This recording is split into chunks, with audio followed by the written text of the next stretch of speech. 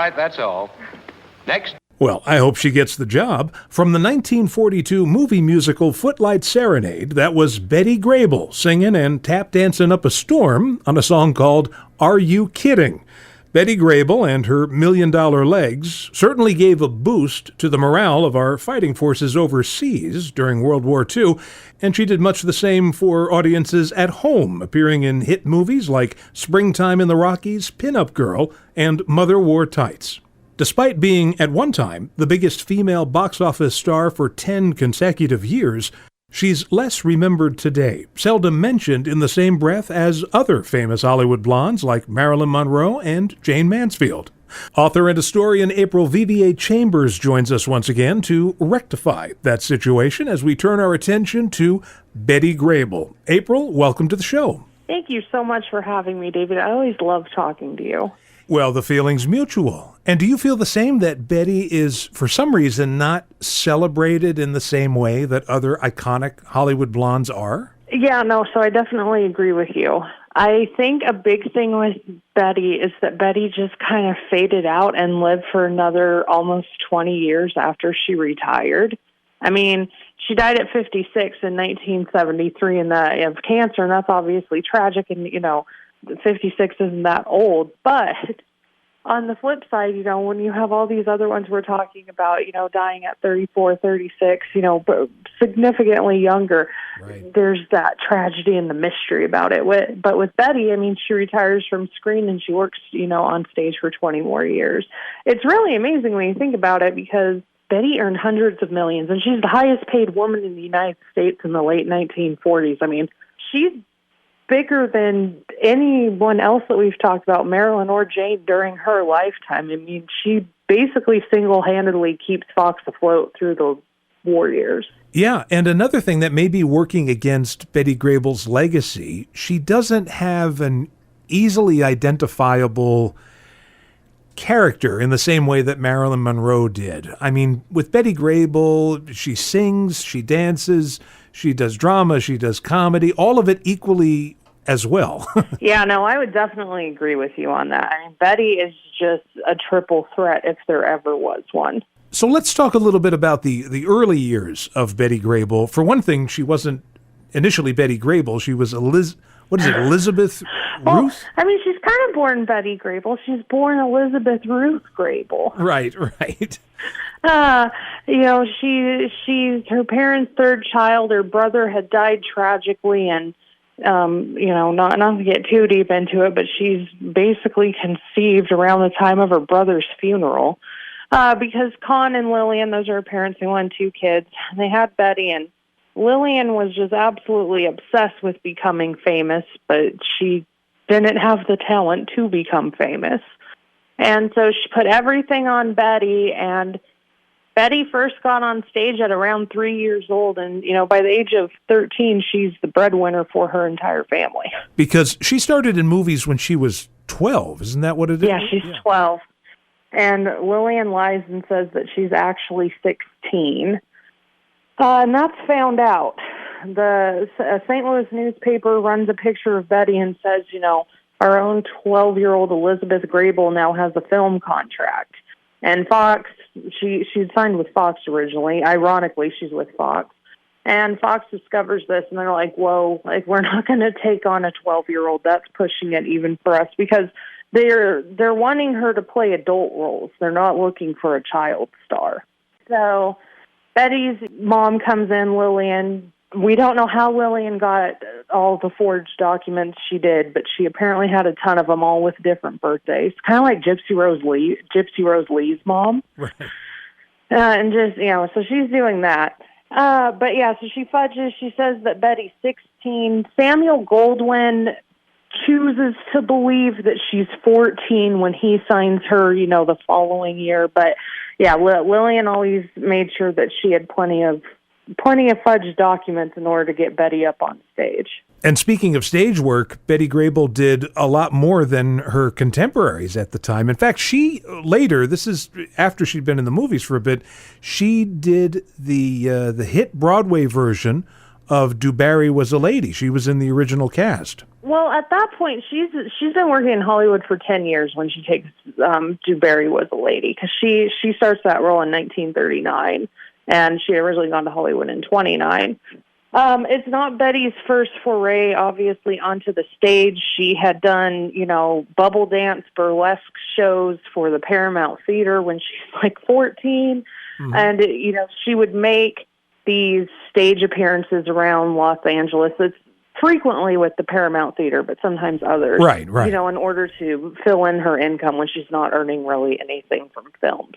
But yeah, so she goes to Broadway. She does Do Barry Was a Lady. And it's funny because Betty always said that when she went to Broadway, she was planning on turning her back on Hollywood. She was like, I've been here 10 years, never went above the B pictures at Paramount.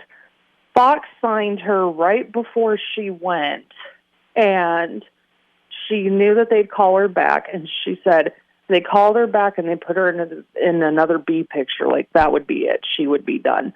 But, of course, they turned down Argentine Way with Don Amici, and that was a roaring success. Here, time stops and romance begins. A gay adventure awaits you in Darryl F. Zanuck's newest and most lavish musical extravaganza, Down Argentine Way. An exciting spectacle, enhanced by the beauty of glorious Technicolor. You have thought of me, Ricardo? Oh, si, querida. You've been with me in my mind every waking moment.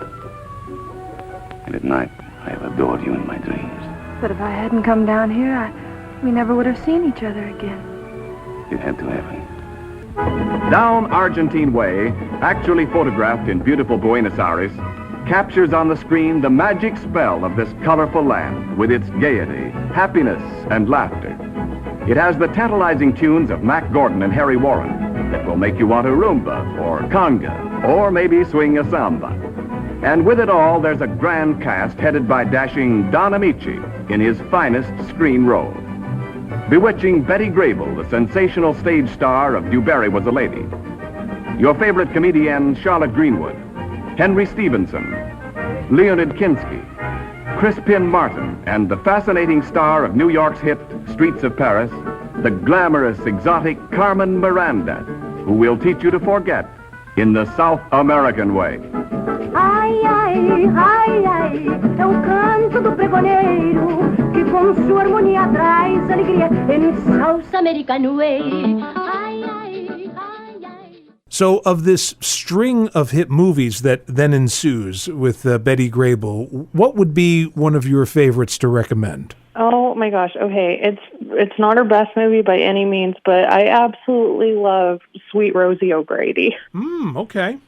And it's actually, the white swimsuit pinup picture that everyone knows Betty from. That was actually taken for the Sweet Rosie O'Grady art people to make all the publicity images for the film. She's not pregnant in that picture either. I get so sick of that. Your Uncle Joe is a mighty proud man tonight.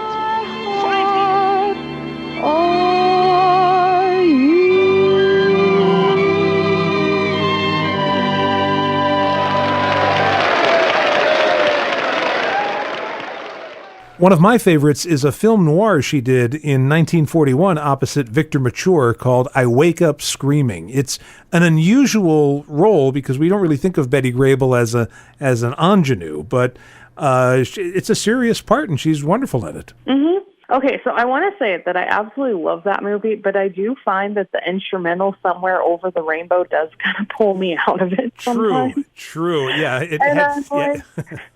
Why would you pick that song out of every song? Why would you pick Somewhere Over the Rainbow for and they play it I think it's 6 times in that movie. The first time I saw it, it took maybe the second or third time it played for me to recognize, because it's played in these very tense moments. You're hearing Somewhere Over the Rainbow, sometimes played menacingly. Mm-hmm.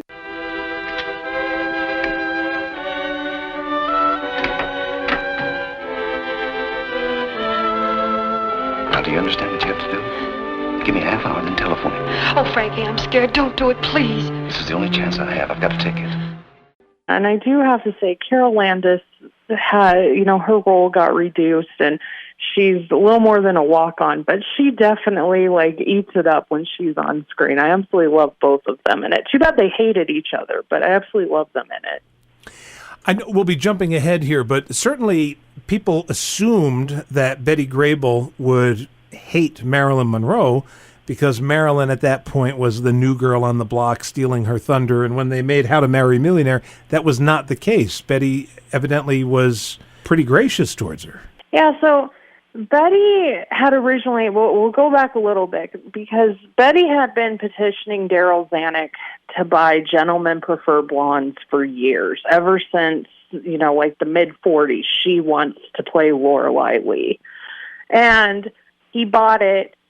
She got suspended, and that's when he cast Marilyn in it. And Betty was extremely upset by this, which, I can't say I blame her. If I won a role for, 7-8 years, yeah, I'd probably be upset if they gave it to someone who's, 10 years younger than me, too.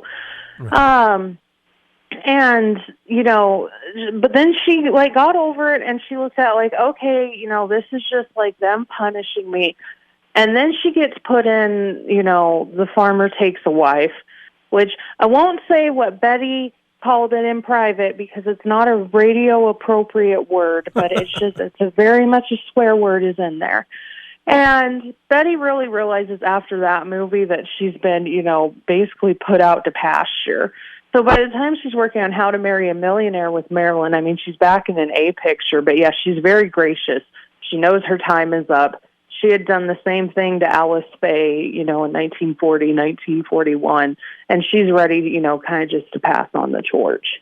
I know that a lot of the attention in How to Marry a Millionaire is focused on Marilyn. Obviously, she's funny with the glasses, walking into walls, but for me, the wisecracking Betty Grable steals that picture. I 100% agree with you. It's so funny you say this, brought this up. My friend Heather and I were just talking about that movie the other day, and we've both come to the conclusion that it's actually a Betty Grable film. Yeah. She gets the best lines. She gets a lot of the best, current, at the time, current wardrobe. And she totally carries that picture. But I know Marilyn fans are going to come after me for saying that one. I know that back in the 1990s and the early 2000s, Betty Grable's films were regularly released on DVD. In fact, there were a couple of box sets that I'm aware of. But in terms of nowadays, I don't know, TCM might do something occasionally? Yes. They have made her, when they do the Summer Under the Stars. Right. They've had one Betty Grable day since they started doing that, and it was in 2014. But they started showing her movies a little bit. I guess they decided to license outside of, the Marilyn Monroe wheelhouse. Mm-hmm. And they licensed a few of her movies in the past couple years because Moon Over Miami was mentioned in a book, one of their books. So they've played it.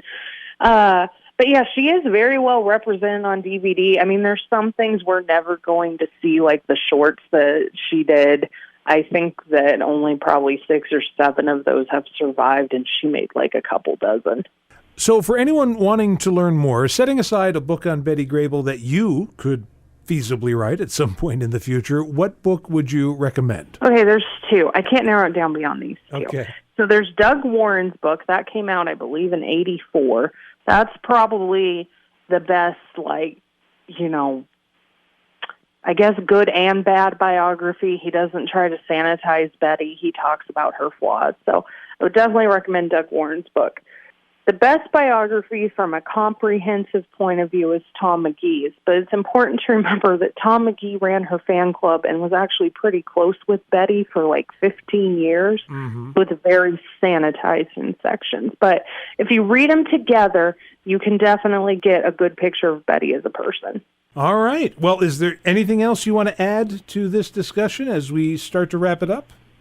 I have to tie everything back to Jane, but I do have to say that And a wonderful example of, women empowering women. Betty did go to Jane's Las Vegas opening back in 1957, and she paid over $100 a plate to go to Jane's openings. So I love that Betty was a Jane fan. It all comes back around to Jane. Thank you so much for appearing on the show. We're going to do it again real soon. We got to have that conversation about Brigitte Bardot at some point. So thanks so much. Take care, April. Have a great rest of your day. Perfect. You too. Thank you. Thanks. Bye-bye. And now I'll close my letter and sign it with all my love, Betty Grable.